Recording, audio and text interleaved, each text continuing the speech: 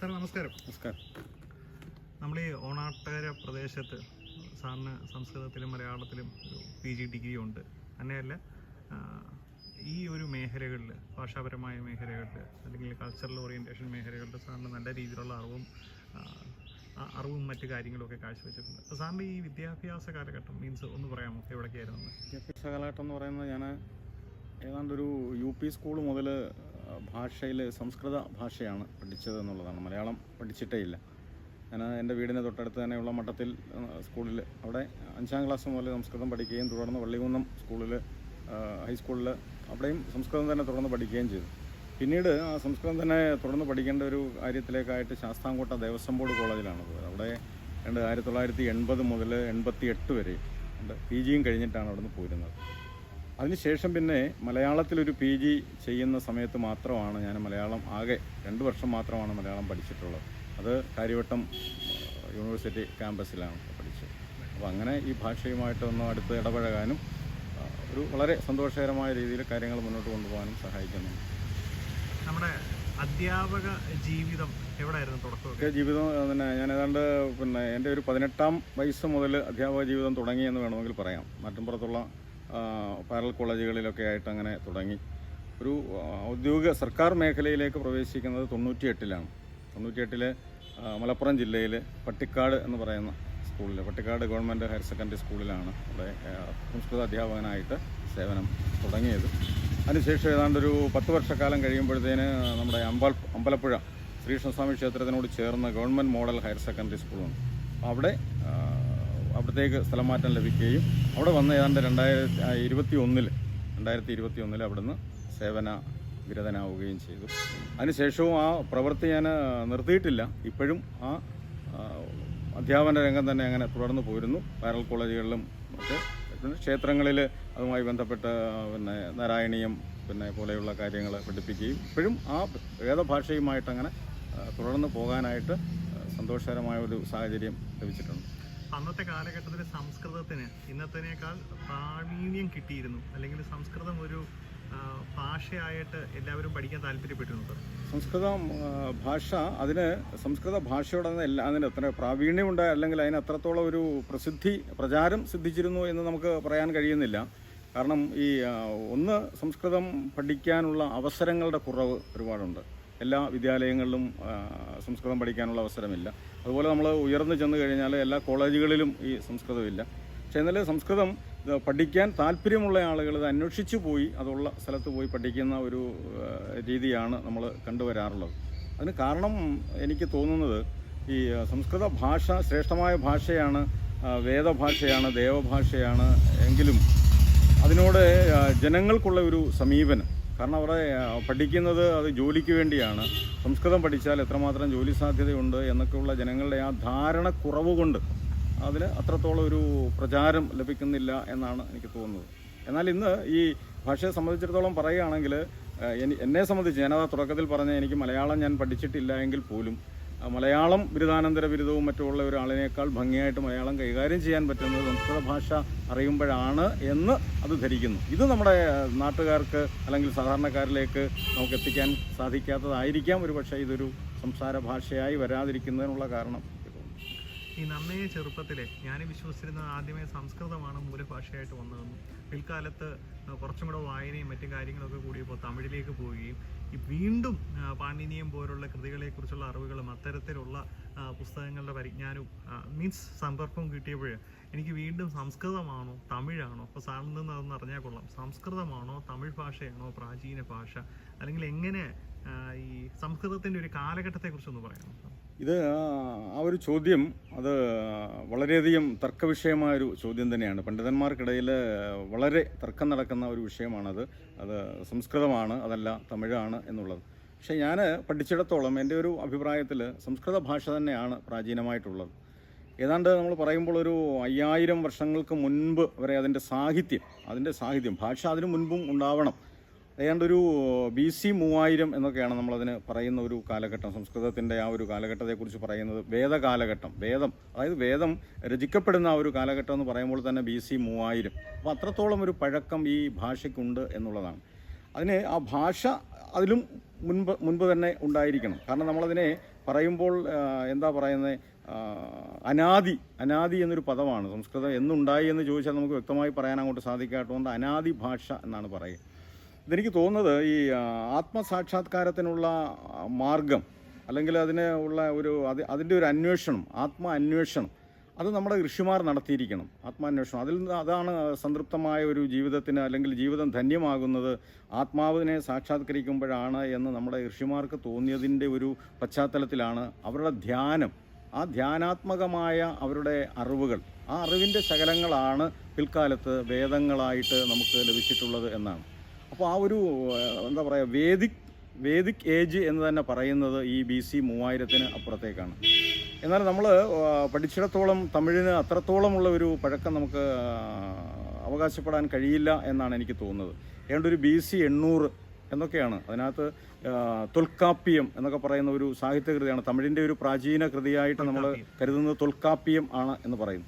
അതിനുശേഷമാണ് ഇങ്ങോട്ട് വന്ന ആ ഒരു സംഘം കൃതികളുടെ ഒരു കാലഘട്ടമൊക്കെ വരുമ്പോഴത്തേന് ഈ സംസ്കൃതത്തേക്കാൾ ഒരുപാട് കഴിഞ്ഞിട്ട്, വളരെയധികം കഴിഞ്ഞിട്ടാണ് അതിങ്ങനെ ഉണ്ടായിട്ടുള്ളത്. ഏതാണ്ട് ഒരു സംഘം കൃതികളെന്ന് പറയുമ്പോൾ ഒരു BC 100 മുതൽ AD 800 വരെ ആ ഒരു കാലഘട്ടത്തെയാണ് നമ്മൾ സംഘം കൃതികൾ എന്ന് തന്നെ പറയുമ്പോൾ. അപ്പോൾ അതിനേക്കാൾ ഒരുപാട് പ്രാചീനത നമുക്ക് അവകാശപ്പെടാൻ കഴിയുന്നത് തന്നെയാണ് ഈ സംസ്കൃതം എന്ന് തന്നെയാണ് എൻ്റെ അഭിപ്രായം. തീർച്ചയായിട്ടും സംസ്കൃതത്തിൽ നിന്നും കടം കൊണ്ട വാക്കുകൾ തമിഴിലും മലയാളത്തിലും ഇതര ഇന്ത്യൻ ഭാഷകളിലും കാണാൻ സാധിക്കും. ഭാഷകളിൽ ഒരുപാട് ഭാഷകൾക്ക്, അതായത് ഇതിനെ നമ്മൾ ഗൈർവാണി എന്നും ഗീർവാണി എന്നും ദേവഭാഷയെന്നും വേദഭാഷയെന്നും ഒക്കെ വിളിക്കുന്ന ഈ ഭാഷയുടെ പദസമ്പത്ത്, അതിൻ്റെ വൊക്കാബുലറി വളരെ വലുതാണ്.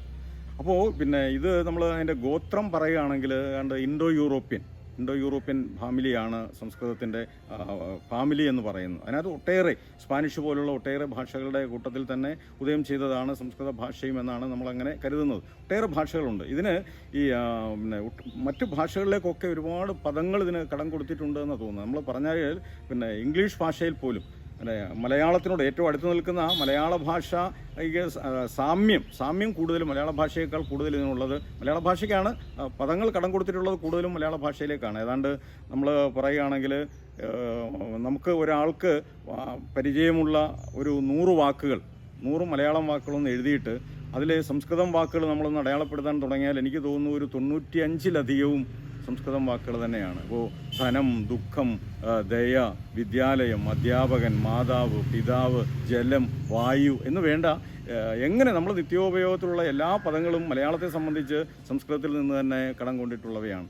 ഇനിയൊന്ന് ഈ ഇംഗ്ലീഷിലേക്കും എനിക്ക് തോന്നുന്നു അത് ഇംഗ്ലീഷുമായിട്ട് വളരെയധികം ആ ഉച്ചാരണത്തിൽ വളരെയധികം സാദൃശ്യം ഈ ഭാഷയ്ക്കുണ്ട് എന്നുള്ളതാണ്.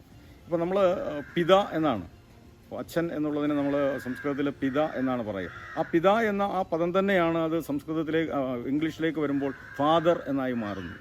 അതുപോലെ തന്നെയാണ് മാത എന്നാണ്, അമ്മ എന്നുള്ളതിന്. അതിങ്ങനെ നേരെ ഇംഗ്ലീഷ് ഭാഷയിലേക്ക് വരുമ്പോഴത്തേക്ക് അത് മദർ ആയിട്ട് മാറുന്നുണ്ട്. സഹോദരൻ എന്നുള്ളതിന് നമ്മൾ സംസ്കൃതത്തിൽ പറയാം ഫ്രാത എന്നാണ്. ആ ഫ്രാതയാണ് ശരിക്കും ബ്രദർ എന്നായിട്ട് മാറുന്നത്. സ്വസ്ർ എന്നുണ്ട്, സിസ്റ്റർ, അത് സിസ്റ്റർ. ഇങ്ങനെ ഒട്ടേറെ പദങ്ങൾ മറ്റു ഭാഷകളിലേക്കൊക്കെ കടം കൊടുക്കാനായിട്ട് ഉള്ള പദസമ്പത്തുള്ള ഒരു ഭാഷ തന്നെയാണ് സംസ്കൃതം എന്നാണ് ഞാൻ മനസ്സിലാക്കി വെച്ചിരിക്കുന്നത്. സംസ്കൃതത്തിന്റെ ഉച്ചാരങ്ങളും മലയാളത്തിന്റെ ഉച്ചാരങ്ങളും അല്ലെങ്കിൽ ഇതര ഇന്ത്യൻ ഭാഷകളുടെ ഉച്ചാരണങ്ങളും തമ്മിലുള്ള ഒരു വ്യത്യാസം നമ്മൾ കുറച്ച് ഇതൊരു വിസർഗ അന്തമായിട്ട് ഇത് ഉച്ചരിക്കുന്നു എന്നുള്ളത്. അതിന് ശരിക്കും പറഞ്ഞാൽ അതിനെ വിസർഗം എന്നാണ് പറയുക. നമ്മുടെ സംസ്കൃതത്തിലെ പദങ്ങൾ അഹ എന്ന് വരുന്ന ഒരു ഉച്ചാരണത്തിൻ്റെ അവസാനം വരുന്ന ഒരു രീതിയിലാണ് ഇതങ്ങനെ ഉച്ചരിക്കുന്നത്. പിന്നെ അത് നമ്മൾ ഇങ്ങോട്ട് വന്നിട്ട് നമ്മുടെ ഒരു കാലഘട്ടം വരുമ്പോൾ ആധുനിക സംസ്കൃതമാണ് അങ്ങനെ ഉച്ചരിക്കുക. നേരെ മറിച്ച് വേദിക് കാലഘട്ടത്തിലുള്ള വേദ സംസ്കൃതം എന്ന് പറഞ്ഞിട്ടൊരു സംസ്കൃതമുണ്ട്, വേദ സംസ്കൃതം പ്രാചീന. അത് അതിന് പ്രാകൃതം എന്ന് പറയുന്ന ഒരു അവസ്ഥയിലേക്കുണ്ട്. അതിന് പാഞ്ചാലി, അത് സാധാരണക്കാരൻ്റെ ഭാഷയാണ്. വേദഭാഷ എന്ന് പറയുമ്പോൾ അതിൽ സ്വരങ്ങൾ പോലും ഉച്ചരിക്കുന്നതിന് അതിനൊരു പ്രത്യേക തരത്തിൽ നമുക്കത് ഉച്ചരിക്കാൻ തന്നെ കഴിയില്ല. അതിന് വേദത്തോട് അല്ലെങ്കിൽ അത്രമാത്രം ആ പ്രാചീന പാരമ്പര്യം തുടർന്നു വരുന്ന ഒരു സമൂഹം ഇന്നുമുണ്ട്. അവരാണ് ശരിക്കും ഈ വേദങ്ങളൊക്കെ അത്തരത്തിൽ ഉച്ചരിക്കുന്നത്. അതിൻ്റെ സ്വരം തന്നെ ഒരു പ്രത്യേക താളത്തിൽ ഉച്ചരിക്കണം എന്നാണ് പറയുക. അങ്ങനെ ഉച്ചരിച്ചാൽ മാത്രമേ അത് ആവത്തുള്ളൂ. അതിനെക്കുറിച്ച് കുറച്ച് താഴോട്ട് വരുമ്പോഴത്തേനും നമ്മുടെ സംസ്കൃത സാധാരണക്കാരൻ്റെ ഒരു ഭാഷയിലേക്ക് വരുമ്പോൾ, അതാണ് ഞാൻ നേരത്തെ പറഞ്ഞൊരു പ്രാകൃതം എന്ന് പറഞ്ഞൊരു ഇതും കൂടെ ഉണ്ട്. അതായത് പ്രാദേശികമായ ഭേദത്തെയാണ് നമ്മൾ പ്രാകൃതം എന്നുകൊണ്ട് ഉദ്ദേശിക്കുന്നത്. അതിന് പാഞ്ചാലി എന്നും പൈശാചി എന്ന് പോലും അതിന് പേരുണ്ട്. പക്ഷേ അത്രത്തോളം സാധാരണക്കാരൻ ഗ്രാമീണമായ രീതിയിൽ അത് ഉച്ചരിക്കുന്നു എന്നുള്ളതാണ്. പിന്നെ ഇപ്പോൾ നമ്മൾ ഈ ആധുനിക കാലഘട്ടത്തിലേക്ക് വരുമ്പോൾ അത് ഇങ്ങനെ വിസർഗമൊക്കെ വെച്ചിട്ട്, അതാണ് സംസ്കൃതം മറ്റു ഭാഷകളിൽ നിന്നുള്ള അതിൻ്റെ ഒരു വ്യത്യാസം അതാണ്. രാമൻ എന്ന് നമ്മൾ മലയാളത്തിലാണ് അൻ എന്നുള്ള പ്രത്യയം ചേർത്താണ് ഉപയോഗിക്കുന്നെങ്കിൽ ഇവിടെ അത് സ് എന്ന് പറയുന്ന ഒരു പ്രത്യയം വെച്ചിട്ട് വിസർഗം രാമഹ. ഇനി സ്ത്രീലിംഗത്തിലേക്ക് വരുമ്പോൾ അത് നീട്ടി അങ്ങനെ ഉച്ചരിക്കും, രമാ ശജി, ഇങ്ങനെ നമ്മൾ ഉച്ചരിക്കുന്ന ഒരു അതിൻ്റെ ഉച്ചാരണത്തിൽ ഒരു വ്യത്യാസം അങ്ങനെ കാണുന്നുണ്ട്. ഉത്തരേന്ത്യൻ ഭാഷകളോട് സംസ്കൃതത്തിന് കുറച്ചും കൂടെ സമ്പർക്കം ഉണ്ടെന്നാണ് സാർ പറയുന്നത്. മീൻസ് ഹിന്ദിയോട് സംസ്കൃതത്തിന്. അതെ, തീർച്ചയായിട്ടും. നമ്മളിപ്പോൾ ഇത് തന്നെ പ്രചാരത്തിലുള്ളത് ഉത്തരേന്ത്യൻ സംസ്ഥാനങ്ങളിലും അതുപോലെ തന്നെ പിന്നെ ഇറാന്, ജപ്പാൻ അങ്ങനെയുള്ള ചില രാജ്യങ്ങളിലൊക്കെയാണ് ഇത് കുറേ ഇപ്പോൾ അത് കണ്ടുവരുന്നത് എന്ന് പറയുന്നത്. അപ്പോൾ ഇവിടെ ഈ ഉത്തരേന്ത്യൻ ഭാഷകളിലെ ഹിന്ദിയിലെ പിത, മാത തുടങ്ങിയ ശബ്ദങ്ങളെല്ലാം സംസ്കൃതത്തിൽ നിന്ന് തന്നെ ഉണ്ടായിട്ടുള്ളതാണ് എന്ന് തന്നെയാണ് തോന്നുന്നത്. അപ്പോൾ ഉത്തരേന്ത്യൻ ഭാഷകൾക്കൊക്കെ ഒരു ബന്ധം സംസ്കൃത ഭാഷയുമായിട്ടുണ്ട്, അല്ലെങ്കിൽ അതിൽ നിന്ന് പദങ്ങൾ കടം കൊണ്ടിട്ടുണ്ട്. ഈ ഇന്ത്യൻ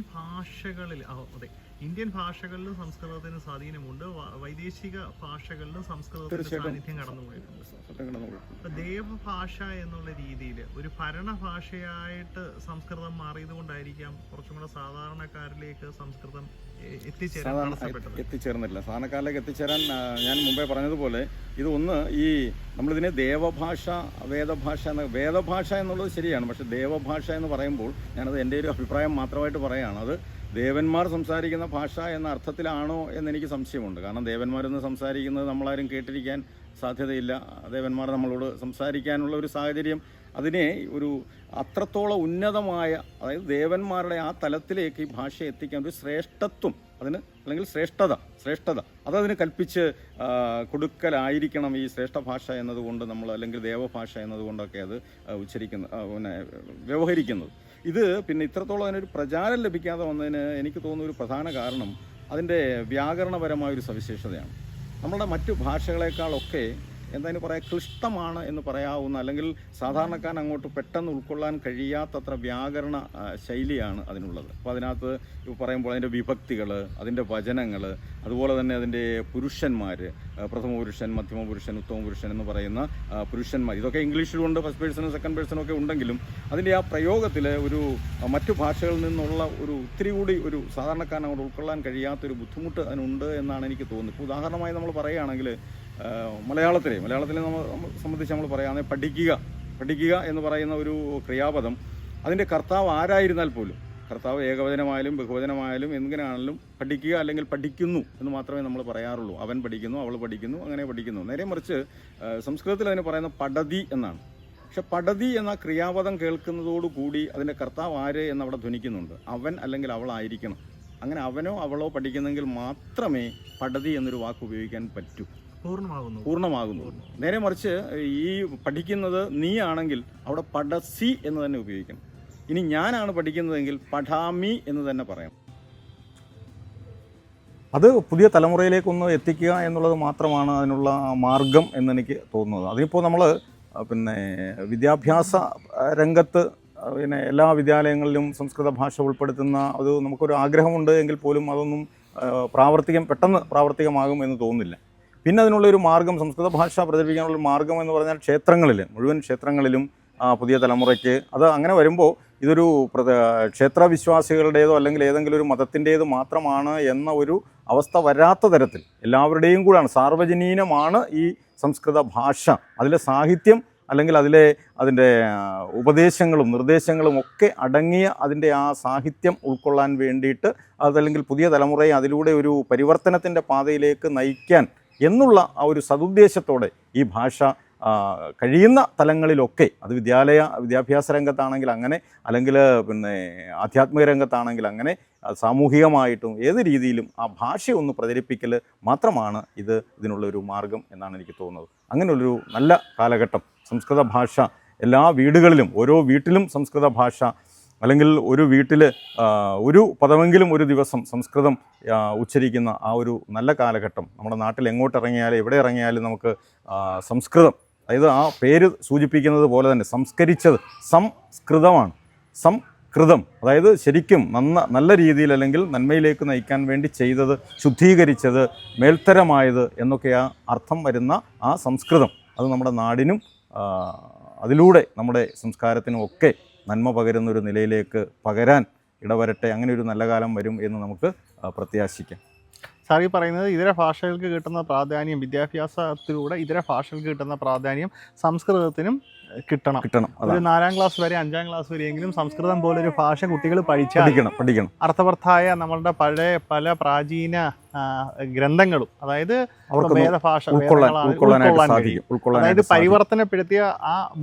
പരിവർത്തനപ്പെടുത്തിയ പൂർണ്ണ അർത്ഥത്തിൽ നമുക്ക് ഗ്രഹിക്കാൻ കഴിയാത്തതല്ല, പൂർണ്ണ തേജസ്സോടു കൂടി, പൂർണ്ണ ഓജസ്സും തേജസ്സോടും കൂടി മാതൃഗ്രന്ഥങ്ങൾ വായിക്കാനും അതിലൂടെ സാഹിത്യത്തെ ഉൾക്കൊള്ളാനും അതിലൂടെ ആ എഴുതിയ കർത്താവിന്റെ വിവരണങ്ങളെ അവരുടേതായ രീതിയിൽ സംശയിക്കാനും കഴിയും. തീർച്ചയായിട്ടും അത് വളരെ സന്ദേശപരമായി. അതിനകത്ത് നമുക്ക് ഒരു കാര്യം കൂടിയുണ്ട്, അത് ഞാൻ പറഞ്ഞപ്പോൾ വിട്ടുപോയി. നമുക്ക് വളരെ സന്തോഷകരമായ ഒരു അവസ്ഥ എന്താണെന്ന് ചോദിച്ചാൽ, ഇന്നിപ്പോൾ നമ്മുടെ പൊതുവിദ്യാഭ്യാസ വകുപ്പ് 1ാം ക്ലാസ് മുതൽ സംസ്കൃതം പഠിപ്പിക്കുന്നുണ്ട് എന്നുള്ളത് വളരെ സന്തോഷകരമായ ഒരു അവസ്ഥയാണ്. അതായത് ഇന്ന് അവിടെ അധ്യാപക തസ്തിക ഉണ്ടായിട്ടില്ല എങ്കിൽ പോലും 1ാം ക്ലാസ് മുതൽ സംസ്കൃതം പഠിപ്പിക്കാനുള്ള നിർദ്ദേശം ഉണ്ടായിട്ടുണ്ട്. പാഠപുസ്തകവും തയ്യാറാക്കിയിട്ടുണ്ടെന്നുള്ളതാണ്. 1ാം ക്ലാസ് മുതൽ പാഠപുസ്തകവും തയ്യാറാക്കിയിട്ടുണ്ട്. എന്തായാലും അത് സ്ഥിരമായി 1ാം ക്ലാസ് മുതലുള്ള സംസ്കൃത പഠനം അത് സാധ്യമാകട്ടെ.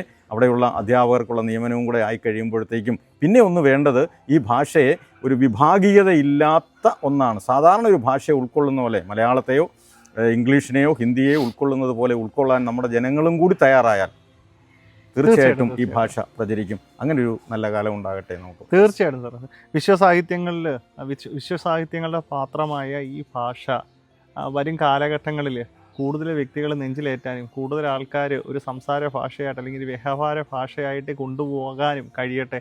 കാര്യം ലോകത്തിൻ്റെ എല്ലാ സംസ്കാരങ്ങളിലും ഇപ്പം ഏറ്റവും കൂടുതൽ ബിസിനസ് ചെയ്യുന്ന ജ്യൂസ് ആണെങ്കിൽ അവർക്ക് പർട്ടിക്കുലർ ഭാഷയുണ്ട് അവരുടെ കാര്യങ്ങൾ ക്രിയേറ്റ് ചെയ്യാൻ. അന്നത്തെ ഒരു കച്ചവടക്കാരിൽ ഏറ്റവും നല്ലതായിരുന്ന അറബ്സിന് അവരുടേതായ രീതിയിൽ അറബിക് ഭാഷയുണ്ട്. എന്ന് പറഞ്ഞ പോലെ ഓരോ നാഗരികതയുടെയും പാത്രമായിട്ടുള്ള കച്ചവട ആവശ്യത്തിനും ഭരണ ആവശ്യങ്ങൾക്കും അതിൻ്റേതായ രീതിയിൽ അവരുടെ സ്വദേശമായ ഭാഷകൾ പരിപാലിക്കപ്പെട്ടിട്ടുണ്ട്. അതിലൂടെ സാഹിത്യങ്ങൾ സംസ്കാരങ്ങളൊക്കെ വളർന്ന് പന്തലിച്ച് വന്നിട്ടുണ്ട്. അപ്പം നമ്മളുടെ സംസ്കാരത്തിൻ്റെ നമ്മളുടെ അടിസ്ഥാന തത്വങ്ങളുടെയൊക്കെ പാത്രമായ സംസ്കൃതത്തിനും വേണ്ട രീതിയിലുള്ള അംഗീകാരം ഇനിയും കിട്ടട്ടെ. ഇതിൻ്റെ പ്രാധാന്യം ആൾക്കാർ തിരിച്ചറിയട്ടെ. അപ്പോൾ വളരെ സന്തോഷമുണ്ട് സാറേ, കുറച്ച് കാര്യങ്ങൾ അങ്ങോട്ടും ഇങ്ങോട്ടും സംസാരിക്കാൻ കഴിഞ്ഞു. ഇത്തരം കാര്യങ്ങൾ തമിഴാണോ മലയാളമോ ആണോ ആദ്യം ഉണ്ടായത് എന്നുള്ള ഒരു ചോദ്യത്തിന് നമ്മൾ കുറച്ച് തെളിവുകളുടെ അടിസ്ഥാനത്തിൽ അങ്ങോട്ടും ഇങ്ങോട്ടും സംസാരിക്കുകയുണ്ടായി.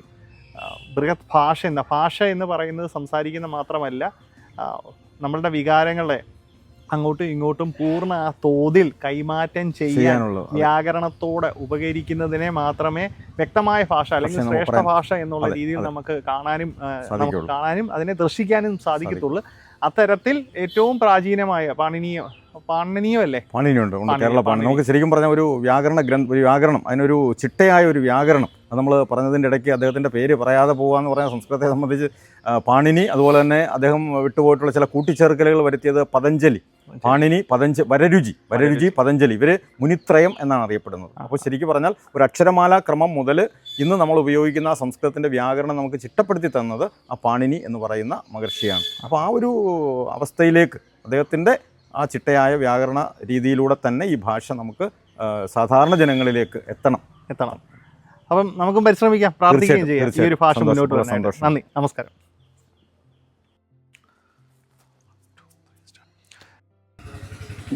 ഇന്റർനെറ്റ് അന്തർജാലം, അപ്പം അങ്ങനെയുള്ള പദങ്ങളെല്ലാം നമ്മളത് കണ്ടെത്തിയിരിക്കുന്നു. അതുപോലെ തന്നെ നമുക്ക് മൊബൈൽ ഫോൺ, ഇത് നമ്മുടെ പുതിയ പദമാണ് മൊബൈൽ ഫോൺ എന്ന് പറയുന്നത്. നമ്മൾ അതിന് ഭാഷയിൽ ഇത്തരം വാക്കുകൾ മുമ്പുണ്ടായിരുന്നില്ല. ഇപ്പം നമ്മൾ അതിന് ജംഗമ ദൂരവാണി എന്ന് പറയുന്ന പദം ഇതിന് പദം കണ്ടെത്തിയിട്ടുണ്ട്. നമ്മൾ ലാൻഡ് ഫോൺ ആണെങ്കിൽ അതിന് സ്ഥാവര ദൂരവാണി എന്നും, മൊബൈൽ ഫോൺ ആണെങ്കിൽ അതിന് ജംഗമ ദൂരവാണി എന്നും. അപ്പോൾ ഇത്തരമുള്ള അതുപോലെ തന്നെ ഒരു വ്യവഹാര പദകോശം നമുക്കിപ്പോൾ ലഭിച്ചിട്ടുണ്ട് എന്നുള്ളതാണ് ഇതിൻ്റെ ഏറ്റവും വലിയ സന്തോഷകരമായ സംസ്കൃതത്തിൽ വ്യവഹാര പദകോശമാണ്. അതായത് നമ്മുടെ വീട്ടിലുപയോഗിക്കുന്ന മുഴുവൻ സാധനങ്ങളുടെയും, അത് വീട്ടുപകരണങ്ങളാണെങ്കിലും നമ്മൾ മറ്റ് എവിടെയാണെങ്കിലും ഓഫീസുകളിലാണെങ്കിലും ഒക്കെ ഉപയോഗിക്കുന്ന ഫയൽ ഉൾപ്പെടെയുള്ള എല്ലാ കാര്യങ്ങൾക്കും നമ്മൾ സംസ്കൃതത്തിലെ പദങ്ങൾ. അപ്പോൾ പുതിയ പുതിയ പദങ്ങൾ എനിക്ക് തോന്നുന്നു മറ്റ് ഭാഷയേക്കാൾ അധികം എല്ലാത്തിനുമുള്ള പദങ്ങൾ നമ്മൾ കൂട്ടിച്ചേർത്തിട്ടുണ്ട്. സാറേ, നമ്മുടെ ഈ ആകാശവാണിയിൽ എൻ്റെ ഒരു ഓർമ്മ ശരിയാണെങ്കിൽ സംസ്കൃത വാർത്താ ശകലങ്ങൾ ഉണ്ടെന്ന് തോന്നുന്നു. തീർച്ചയായിട്ടും ഉണ്ട്. ഇതിപ്പോഴും ആകാശവാണിയിലും അതുപോലെ തന്നെ ദൂരദർശനിലും ഒക്കെ അത് നിലനിർത്തി പോരുന്നുണ്ട്.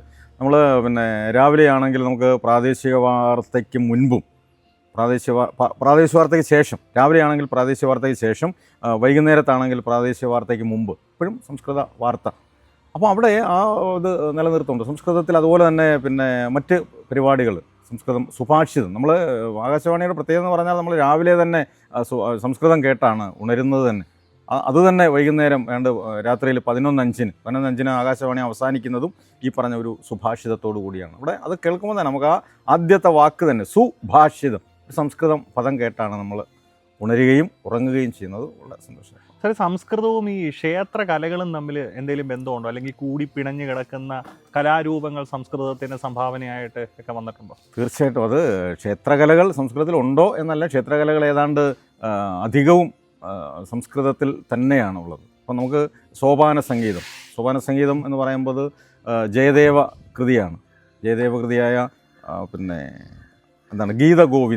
ഗീതഗോവിന്ദം എന്ന് പറയുന്ന അതിൻ്റെ ഒരു ശൈലിയാണ് നമ്മൾ സോപാന സംഗീതത്തിനായിട്ട് ഉപയോഗിക്കുക. ആ പദം തന്നെ അതൊക്കെ സംസ്കൃതമാണ്. സോപാനം എന്ന് പറയുന്നത്. അതുപോലെ തന്നെ കഥകളി സംസ്കൃതമാണ്. കഥകളിയിലെ പദങ്ങളെല്ലാം അത് ആരെഴുതിയിട്ടുള്ള കഥകളി ആണെങ്കിലും അതെല്ലാം സംസ്കൃത പദങ്ങൾ. കഥകളി സംഗീതം സംസ്കൃതമാണ്. അങ്ങനെയുള്ള കൂടിയാട്ടമാണെങ്കിലും അതുപോലെ തന്നെ പാഠകം, ഇങ്ങനെയുള്ള ഒട്ടേറെ ക്ഷേത്രകലകൾ.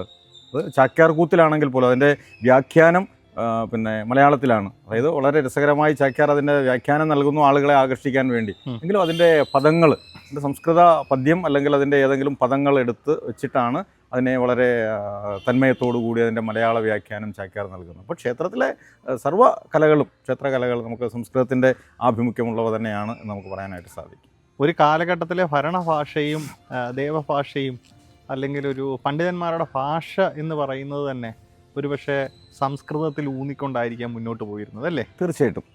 ആ ഒരു കാലഘട്ടത്തിൽ അങ്ങനെ നമ്മളിപ്പോൾ ഒരു മേൽക്കോയ്മ എന്ന പദം ഉപയോഗിക്കുന്നത് ശരിയാണോ എന്നെനിക്ക് അറിഞ്ഞുകൂടാ. എങ്കിലും അത് ഉപയോഗിക്കുന്നതിൽ ഒരർത്ഥത്തിൽ തെറ്റില്ല എന്ന് തന്നെയാണ്. ഒരു ബൃഹത് ഭാഷ. തീർച്ചയായിട്ടും ബൃഹത് ഭാഷയായിരുന്നു അന്ന്. ഇത് സംസ്കൃതത്തിൻ്റെ ഒരു പ്രത്യേകത, നമ്മൾ നേരത്തെ സംസ്കൃതത്തിൻ്റെ ചില പ്രത്യേകതകളെക്കുറിച്ച് നമ്മൾ പറഞ്ഞല്ലോ. അത് പാണ്ഡിത്യപ്രധാനമാണ്. ഈ ഭാഷയ്ക്കുള്ളൊരു പ്രത്യേകതയാണ്. പാണ്ഡിത്യപ്രധാനമായ ഭാഷയാണ് അതുകൊണ്ട് തന്നെയാണ് കഥകളിയേക്കാൾ പ്രചാരം തുള്ളലിന് ലഭിക്കാൻ കാരണം. കേരളത്തിൽ തുള്ളലാണ് ഏറ്റവും കൂടുതൽ പ്രചരിച്ചത് എന്ന് പറയുമ്പോൾ സാധാരണക്കാരന് ഗ്രഹിക്കാൻ, സാധാരണക്കാരൻ്റെ കഥകളി എന്ന് അറിയപ്പെടുന്നത് തുള്ളലാണ്. അപ്പോൾ കഥകളി എന്ന് പറയുമ്പോൾ അത് പാണ്ഡിത്യമുള്ളവർക്ക് മാത്രമേ ആസ്വദിക്കാനായിട്ട് സാധിക്കുന്നുള്ളൂ എന്ന് പറഞ്ഞതുപോലെ തന്നെ ഈ ഭാഷയും ഒരു വരേണ്യവർഗം എന്നൊക്കെ ഉപയോഗിക്കുമ്പോൾ അതിനെ തെറ്റിദ്ധരിക്കപ്പെടരുത് എന്നൊരു അപേക്ഷയുണ്ട്. എങ്കിലും അത്തരം അത് ഉൾക്കൊള്ളാൻ കഴിയുന്ന ഒരു നിലവാരത്തിലുള്ളവർ മാത്രം ഉപയോഗിച്ചിരുന്നു. അതിനെ താഴെ തട്ടിലേക്ക് എത്തിയില്ല എന്നുള്ളതാണ്. അതിന് ഈ പറഞ്ഞ വ്യാകരണത്തിൻ്റെ ഒരു വൈപുല്യവും അതൊക്കെ ആയിരിക്കാം അതിന് കാരണം. അതുകൊണ്ട് അതങ്ങനെ മുകളിൽ തന്നെ നിന്നതുകൊണ്ടാണ് അതിന് ഈ പറഞ്ഞ പേരും വന്നത്.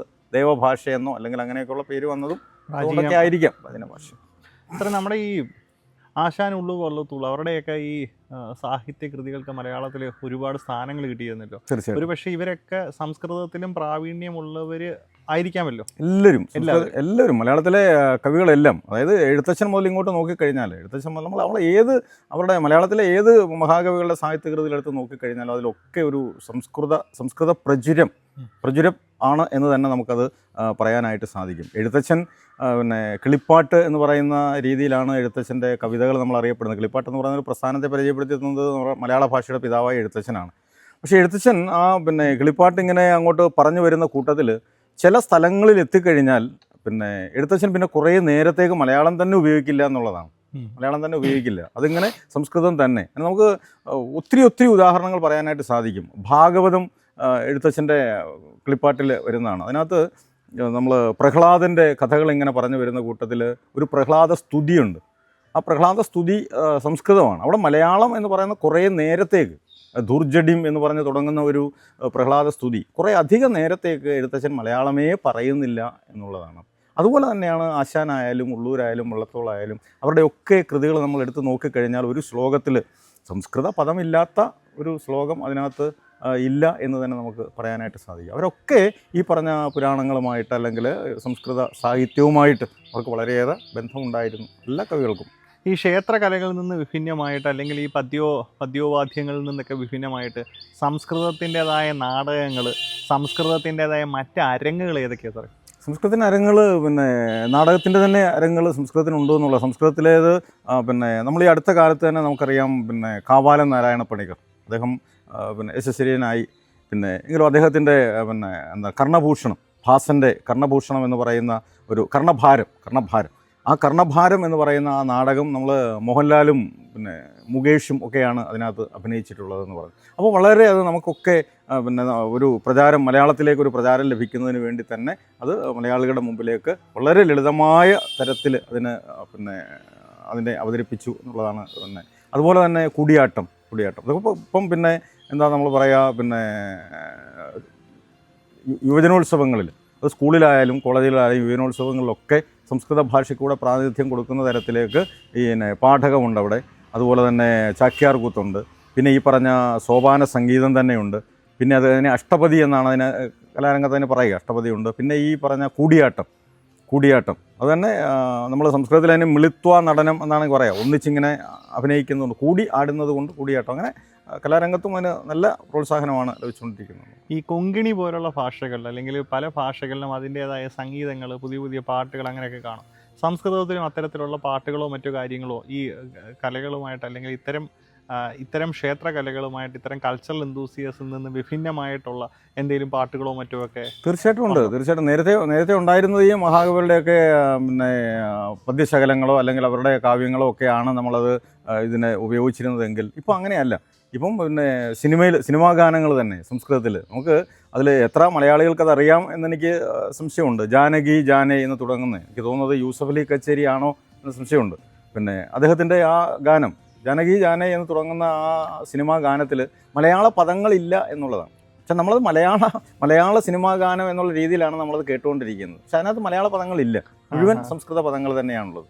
അതുപോലെ തന്നെ ആ മലയാളം പാട്ടുകൾക്ക് ഒരുപാട് പിന്നെ പരിഭാഷ, അതിൻ്റെ അതേ സംഗീതം തന്നെ ഉപയോഗിച്ചുകൊണ്ട് ഒരുപാട് കവികൾ ഇപ്പം രംഗപ്രവേശം ചെയ്തിട്ടുണ്ട്. ഞാൻ മുമ്പേ പറഞ്ഞതുപോലെ ഈ ചില പ്രസ്ഥാനങ്ങളാണ്, ചില സംഘടനകൾ അതിൻ്റെ പേരൊന്നും ഞാൻ പറയുന്നില്ല. ആ സംഘടനയിലുള്ള ആളുകൾ അത് സംസ്കൃത ഭാഷയോട് വളരെയധികം താല്പര്യമുള്ളതുകൊണ്ട് അവരിത്തരം പ്രചാരം ഇതിന് ലഭിക്കുന്നതിന് വേണ്ടിയിട്ട് ഈ മലയാളത്തിലെ ഗാനങ്ങളൊക്കെ, അത് സിനിമയാണെങ്കിലും അല്ലെങ്കിൽ മറ്റ് കവിതകളാണെങ്കിലും ഒക്കെ അതിൻ്റെ മലയാള പരിഭാഷ അത് അതേ സംഗീതം തന്നെ നിലനിർത്തിക്കൊണ്ട് വളരെ ഭംഗിയായിട്ട് അത് ചെയ്യുന്നുണ്ട്. ഈ ഹിന്ദി പ്രചാര സഭ എന്ന് പറയുന്ന പോലെ സംസ്കൃതത്തിനും ഏതെങ്കിലും പ്രചാര സഭയോ അല്ലെങ്കിൽ ഈ അന്യം നിന്ന് പോവാതെ ഈ ഭാഷയെ പരിപാലിക്കാനും ഇത്രയേറെ വ്യാകരണ ശബിതമായ അല്ലെങ്കിൽ ഒരു ബൃഹത് ഭാഷ എന്നുള്ള രീതിയിൽ എല്ലാ രീതിയിലും അംഗീകരിക്കാവുന്ന ഈ ഭാഷയെ നാളത്തെ തലമുറയ്ക്ക് കുറച്ചും കൂടെ സംസാര ഭാഷയായിട്ട് മാറ്റാനും അല്ലെങ്കിൽ എഴുത്ത് ഭാഷയായിട്ട് വീണ്ടും മെച്ചപ്പെട്ട രീതിയിൽ ഉപയോഗപ്പെടുത്താനും ഒക്കെ എന്തെങ്കിലുമൊക്കെ നിർദ്ദേശങ്ങൾ സാറിന് വെക്കാൻ കഴിയും? നമുക്ക് തീർച്ചയായിട്ടും അതിനകത്ത് നിർദ്ദേശങ്ങളുണ്ട്.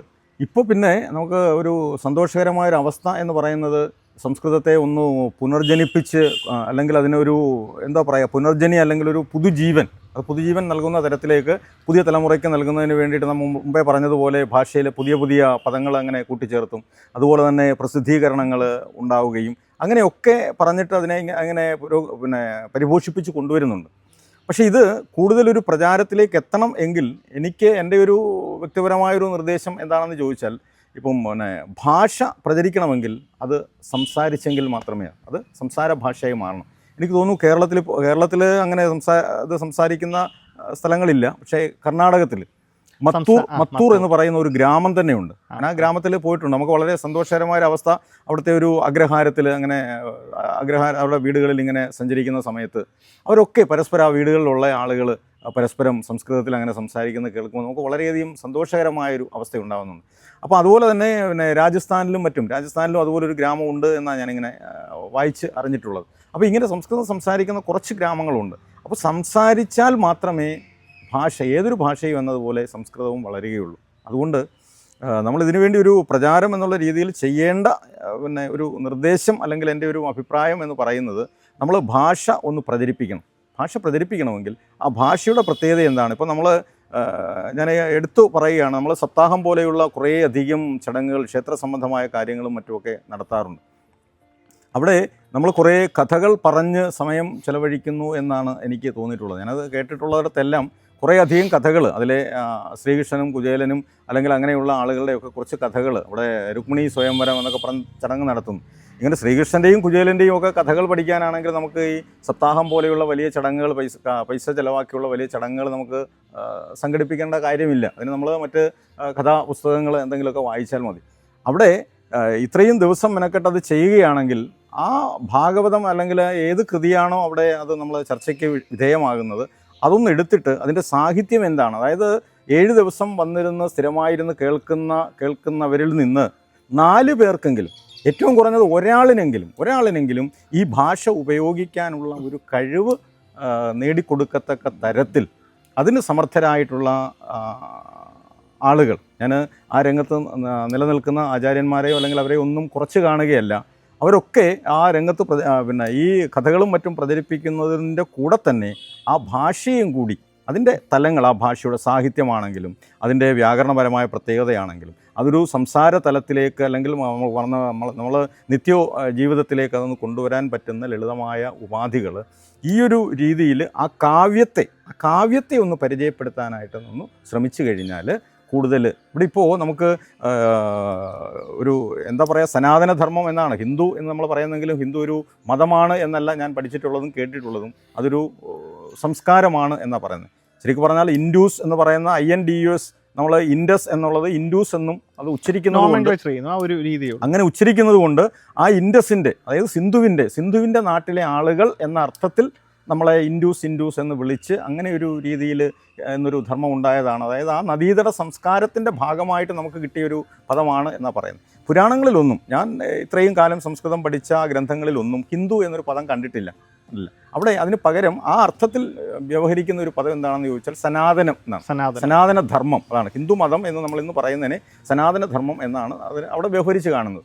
അപ്പോൾ ആ സനാതനധർമ്മം ഒന്ന് പ്രചരിക്കാനുള്ളൊരു മാർഗം എന്താണെന്ന് ചോദിച്ചാൽ അതിനടിസ്ഥാന ആയിട്ടുള്ള ഈ വേദങ്ങളായാലും ഉപനിഷത്തുകളായാലും അതെന്താണ് എന്നുള്ളത് ഭാഷാപരമായ പ്രത്യേകതകൾ ഉൾപ്പെടെ ഈ പുതിയ തലമുറയിലേക്ക് ഒന്ന് പകർന്നു നൽകാൻ. ഇപ്പോഴും ഞാൻ പറഞ്ഞു, പിന്നെ